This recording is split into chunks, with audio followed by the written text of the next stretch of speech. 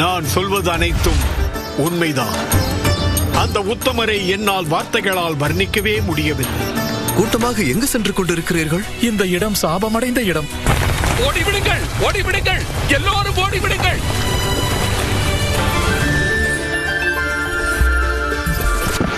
தசரத மைந்தன் ரகு ராமச்சந்திரா, உன்னால் உருவாக்கப்பட்ட இந்த கோவிலில் உள்ள கடவுளை முக்திநாதர் என்று அழைக்கட்டும். இந்த இரு கைகளால் தான் அன்று கைலாயத்தையே தூக்கினேன்.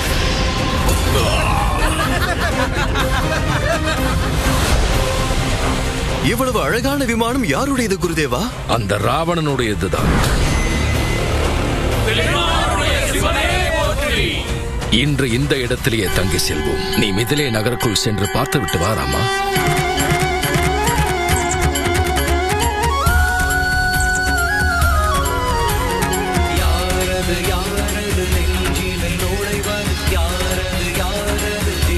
உங்களுக்காகவும் இவர்களுக்காகவும் காத்திருக்கிறேன்.